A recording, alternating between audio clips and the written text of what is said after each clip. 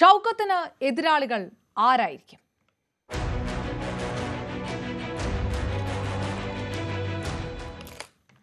നിലമ്പൂരിൽ PV അൻവർ മത്സരിക്കാനുള്ള സാധ്യത കൂടി പരിഗണിച്ച് സ്ഥാനാർത്ഥിയെ നിശ്ചയിക്കുക എന്ന തന്ത്രത്തിലാണ് CPM എന്ന സൂചന. സ്ഥാനാർത്ഥി നിർണയത്തിൽ ഷൗക്കത്തിനൊപ്പം അൻവറിന്റെ ശക്തി ദൗർബല്യങ്ങൾ കൂടി പാർട്ടി പരിഗണനയിലുണ്ട്.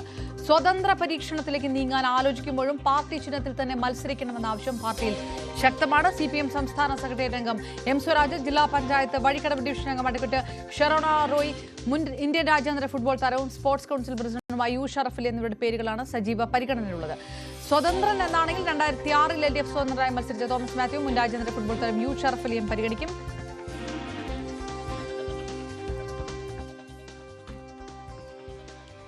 ആരായിരിക്കും ആ ഇടത് ക്യാമ്പിൽ എന്നുള്ളത് ഉറ്റുനോക്കുകയാണ്. സ്വാഭാവികമായിട്ടും പ്രാദേശിക സ്വാധീനമുള്ള നേതാക്കൾ എന്നൊരു തീരുമാനത്തിൽ തന്നെയാണ് പാർട്ടി മുന്നണി നിൽക്കുന്നത് എന്നുള്ള ഒരു സൂചനയാണ്. M. സ്വരാജിന്റെ പേര് പലതവണ പരാമർശിക്കപ്പെട്ട് കേട്ടിരുന്നെങ്കിലും അതിനപ്പുറത്തേക്ക് അഡ്വക്കേറ്റ് ഷെറോണയുടെ പേര് കൂടുതൽ പരിഗണിക്കപ്പെടുന്ന ഒരു സാഹചര്യമുണ്ട്. ഏതായാലും യുവാക്കളുടെ പ്രാതിനിധ്യം, വനിതാ പ്രാതിനിധ്യം, ഇതൊക്കെ ഉറപ്പുവരുത്തുന്ന രീതിയിലേക്ക് ഒരു സ്ഥാനാർത്ഥിയെ പ്രഖ്യാപിക്കുക.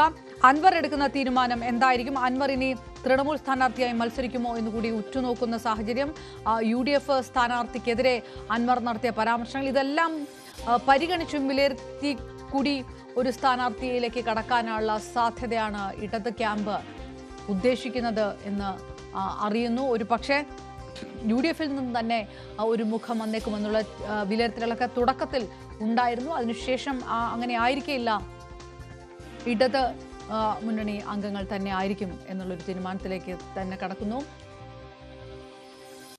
LDF സ്ഥാനാർത്ഥിയെ തീരുമാനിക്കുന്നതിന് മുമ്പായി നിലമ്പൂരിലെ രാഷ്ട്രീയ സാഹചര്യം പാർട്ടി വിലയിരുത്തി വരികയാണെന്ന് CPM പൊളിറ്റ്ബ്യൂറോ അംഗം A. വിജയരാഘവനും പറഞ്ഞിരിക്കുന്നു. 2021 സംഭവിച്ചു തന്നെ ഇത്തവണയും കോൺഗ്രസിന് സംഭവിക്കും. തെരഞ്ഞെടുപ്പിൽ തുറുപ്പുചിട്ടായി UDF കരുതിയ PV അൻവർ തന്നെയാണ് അവരുടെ സ്ഥാനാർത്ഥിക്കെതിരായി രംഗത്ത് വന്നിരിക്കുന്നതെന്നും വിജയരാഘവൻ ചൂണ്ടിക്കാട്ടി. തീർച്ചയായിട്ടും വലിയ സാഹചര്യമാണ് കാണുന്നത്. കാരണം കോൺഗ്രസിനെ സംബന്ധിച്ചിടത്തോളം കോൺഗ്രസ് നിലമ്പൂരിൽ ദുർബലപ്പെട്ടിട്ടുണ്ട്. അവിടെയാണ് അതിൻ്റെ ഏറ്റവും വലിയ പ്രത്യേകത. കാരണം ഈ കുടുംബാധിപത്യപരമായിട്ട് അവർ പോയിട്ടുള്ളൂ. ഈ ഡൽഹിയിൽ കുടുംബാധിപത്യമുള്ളതിൻ്റെ ഒരു പ്രതിഫലനം ചെറിയതുപോലെ ഇവിടെ നിന്ന് നടപ്പാക്കാൻ അവർ ശ്രമിക്കേണ്ടായി. അപ്പോൾ ആ നിലയിലുള്ളൊരു പരിശ്രമം കോൺഗ്രസിനകത്ത് നടത്തപ്പെട്ടതുകൊണ്ട് തന്നെ സ്വാഭാവികമായിട്ടും ആത്മാഭിമാന ബോധമുള്ള കോൺഗ്രസ്സുകാർക്ക് കോൺഗ്രസ്സായി നിൽക്കാൻ കഴിയാത്തൊരു സാഹചര്യം നിലമ്പൂരിൽ സൃഷ്ടിച്ചു.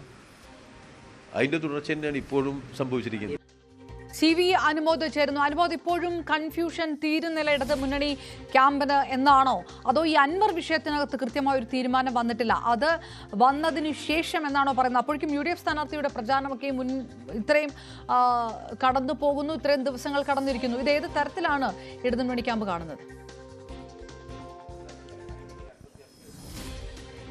ഇടതുമുന്നണി UDF-ന്റെ ദൗർബല്യങ്ങളെ മുതലെടുക്കാനുള്ള ശ്രമം തന്നെയാണ് ഇവിടെ നടത്തുന്നത്. UDF ക്യാമ്പിലെ അതൃപ്തി, UDF ക്യാമ്പിലെ അസംതൃപ്തി, UDF-ലെ ഭിന്നത, ഇതൊക്കെ തന്നെ ഇത്തവണയും നിലമ്പൂരിൽ തുണയാകുമെന്ന് തന്നെയാണ് LDF കരുതുന്നത്. അത് പ്രത്യേകിച്ച് A. വിജയരാഘവൻ കഴിഞ്ഞ അല്പസമയം മുമ്പ് പറഞ്ഞതിൽ 2021 ഇവിടെ കോൺഗ്രസിലെ ഭിന്നത അത് ഈ ഇടതുപക്ഷത്തിന് ഗുണം ചെയ്യുന്നൊരു സാഹചര്യം ഉണ്ടാക്കിയിട്ടുണ്ട്. കോൺഗ്രസിലെ അതൃപ്തർ കൂട്ടത്തോടെ കോൺഗ്രസിനെതിരെ നിന്നത് അതിൻ്റെ ഗുണം കിട്ടിയത് LDF-നാണ്. അതേ ഒരു സാഹചര്യം ഇപ്പോഴും നിലനിൽക്കുന്നുവെന്ന് A. വിജയരാഘവൻ വ്യക്തമാക്കിയിട്ടുണ്ട്. അതായത് UDF-ലെ ഭിന്നത ഇപ്പോൾ മറനീക്കി പുറത്തു വന്നിരിക്കുകയാണ്. UDF-ന്റെ തുരുപ്പുചിട്ടായി കരുതിയ PV അൻവർ തന്നെ ആര്യടൻ ഷൗക്കത്തിനെതിരെ വിമർശനങ്ങളുമായി പ്രചരണത്തിന് മുൻപ് തന്നെ വാർത്താ സമ്മേളനം നടത്തുന്നു. അങ്ങനെ UDF-ലെ ഭിന്നത നിലനിൽക്കുന്ന ഒരു സാഹചര്യമാണ്. അത് LDF-ന് ഗുണം ചെയ്യും. ഈ സാഹചര്യം കൂടി പരിശോധിച്ചാവും ഇവിടെ സ്ഥാനാർത്ഥിയെ പ്രഖ്യാപിക്കുകയെന്നും A. വിജയരാഘവൻ വ്യക്തമാക്കുന്നുണ്ട്. അതായത് UDF-ലെ ഭിന്നതയെ മുതലെടുക്കാവുന്ന എല്ലാ സാഹചര്യങ്ങളും LDF ഉപയോഗിക്കും. അപ്പോൾ അത് മുൻനിർത്തിയിട്ടാവും തീരുമാനമുണ്ടാവുക. രണ്ട് സാധ്യതകളാണ്. ഒന്ന്, പാർട്ടി ചിഹ്നത്തിൽ M. സ്വരാജോ അല്ലെങ്കിൽ ഷെറോണ റോയോ അല്ലെങ്കിൽ സ്വതന്ത്രനായിട്ട് നേരത്തെ പറഞ്ഞതിൽ നിന്ന് വിഭിന്നമായ ഒരു പേര് കൂടി ഉൾപ്പെടുത്തേണ്ടതുണ്ട്. ഡോക്ടർ ഷിനാസ് ബാബുവിൻ്റെ പേരും സജീവമായിട്ട് പരിഗണനയിലുണ്ട്. അദ്ദേഹം നിലമ്പൂർ ജില്ലാ ആശുപത്രിയിലെ ഡോക്ടറാണ്. മുമ്പ് മഞ്ചേരി മെഡിക്കൽ കോളേജിലെ RMO ആയിരുന്നു. അതിലുപരിയായിട്ട് നിലമ്പൂർ സ്വദേശിയാണ്. സാംസ്കാരിക മേഖലകളിൽ സുപരിചിതനാണ്. രാഷ്ട്രീയത്തിനതീതമായ വ്യക്തിബന്ധ മേഖലയിൽ സൂക്ഷിക്കുന്ന ആളാണ്. അപ്പോൾ അദ്ദേഹത്തിൻ്റെ പേര് കൂടി ഇപ്പോൾ സ്വതന്ത്ര സ്ഥാനാർത്ഥികളെ പരിഗണിക്കുകയാണെങ്കിൽ അദ്ദേഹത്തിൻ്റെ പേര് കൂടി പട്ടികയിൽ ഇടതുപക്ഷം ഉൾപ്പെടുത്തിയിട്ടുണ്ട്. അതായത് ഷറഫ് അലിക്കും അതുപോലെ തന്നെ തോമസ് മാത്യുവിനേക്കാൾ കൂടുതൽ സാധ്യത കൽപ്പിക്കുന്നത് ഇപ്പോൾ ഡോക്ടർ ഷിനാസ് ബാബുവിൻ്റെ പേരിനാണ് എന്നതും ഈ ഘട്ടത്തിൽ പാർട്ടി വിലയിരുത്തുന്ന ഒരു കാര്യമാണ്. എന്താണെങ്കിലും നാളെ ഈ കാര്യത്തിൽ അന്തിമമായിട്ടുള്ളൊരു തീരുമാനം വരും എന്ന കാര്യത്തിൽ ഉറപ്പാണ്. നാളെ അത് ഈ നിലമ്പൂരിൽ പാർട്ടി ചിഹ്നത്തിൽ മത്സരിക്കുകയാണോ സ്വതന്ത്ര ചിഹ്നത്തിൽ മത്സരിക്കുകയാണോ എന്നുള്ള കാര്യം അൻവറിൻ്റെ തീരുമാനങ്ങൾ കൂടി വിലയിരുത്തിയ ശേഷമാകും പാർട്ടി നിശ്ചയിക്കുക. അൻവറിൻ്റെ പാർട്ടിയുടെ നിർണായക യോഗം ഇന്ന് വൈകുന്നേരം മഞ്ചേരിയിൽ ചേരുന്നുണ്ട്. അതിന് മുൻപായി UDF-ഉമായിട്ടുള്ള പ്രശ്നം അത് ഏത് തരത്തിലെത്തുമെന്ന് ഇടതുപക്ഷം വിലയിരുത്തുന്നുണ്ട്. സ്വാഭാവികമായിട്ടും അൻവർ മത്സരിക്കുകയാണെങ്കിൽ അതിൻ്റെ സാധ്യതകൾ ഇടതുപക്ഷത്തിന് ലഭിക്കുമെന്ന വിലയിരുത്തൽ ഇടതുപക്ഷത്തിനുണ്ട്.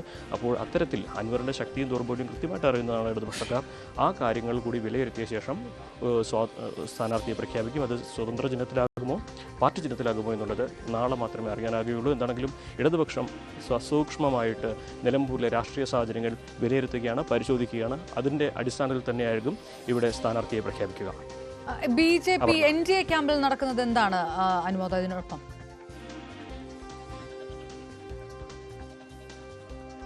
സമാനമായ സാഹചര്യമാണ് NDA ക്യാമ്പിലും ഉള്ളത്. ഇടതുപക്ഷത്തിലെ സ്ഥാനാർത്ഥി ആരാണെന്ന് വ്യക്തമായ ശേഷമേ NDAയുടെ സ്ഥാനാർത്ഥി പ്രഖ്യാപനം ഉണ്ടാവുകയുള്ളൂ. നാളെ വൈകുന്നേരത്തിന് ശേഷം മാത്രമേ അതിലേക്ക് കടക്കൂ എന്നാണ് മനസ്സിലാക്കാൻ കഴിയുന്നത്. BDJS ഇവിടെ മത്സരിക്കാൻ തന്നെയാണ് ഏറ്റവും കൂടുതൽ സാധ്യതയുള്ളത്. ഇവിടുത്തെ BDJSന് നേതൃത്വം അതിന് തയ്യാറായതാണ് നമുക്ക് ലഭിക്കുന്ന വിവരം. പക്ഷേ NDAയുടെ ഔദ്യോഗികമായിട്ടുള്ള യോഗം നടക്കേണ്ടതുണ്ട്, അതിൽ നിന്ന് തീരുമാനങ്ങൾ വരേണ്ടതുണ്ട്. അതിനുവേണ്ടി കാത്തിരിക്കുകയാണെന്നാണ് മനസ്സിലാക്കാൻ കഴിയുന്നത്. ഒരു പക്ഷേ ഇടതുപക്ഷത്തിൻ്റെ സ്ഥാനാർത്ഥി ആരാണ് എന്നതുകൂടി ഈ NDAയുടെ സ്ഥാനാർത്ഥി പ്രഖ്യാപനത്തിൽ ഒരു ഘടകമായിരിക്കും. പല കാര്യങ്ങളും സാമുദായിക ആനുപാതികമായിട്ടുള്ള കാര്യങ്ങൾ വരെ ഇവിടെ സ്ഥാനാർത്ഥി നിർണ്ണയത്തിൽ നിർണായക ഘടകങ്ങളാവുന്ന ഒരു സാഹചര്യം നിലമ്പൂരിൽ ഇപ്പോഴുണ്ട്. അതുകൊണ്ട് തന്നെ LDFൻ്റെ സ്ഥാനാർത്ഥി ആരാണെന്ന് അറിഞ്ഞാൽ അതിൻ്റെ സാധ്യതകൾ കൂടി പരിശോധിച്ചായിരിക്കും ഇവിടെ NDAയുടെ സ്ഥാനാർത്ഥി പ്രഖ്യാപനം ഉണ്ടാവുക. ഒരുപക്ഷേ ന്യൂനപക്ഷങ്ങളെ പ്രതിനിധീകരിക്കാത്ത സ്ഥാനാർത്ഥിയാണ്, മലയോര മേഖലയിലെ കർഷകരുടെ പ്രതിനിധിയാവാൻ സാധ്യതയില്ല എന്ന് പൊതുവിലയിരുത്തൽ നടത്തുന്ന തരത്തിലുള്ള സ്ഥാനാർത്ഥിയാണെങ്കിൽ അതിന് ആ ഒരു പ്രശ്നം നേട്ടമാക്കാൻ കഴിയുന്ന അതിനുതകുന്ന സ്ഥാനാർത്ഥിയായിരിക്കും NDA ഇവിടെ കൊണ്ടുവരാൻ ശ്രമിക്കുക.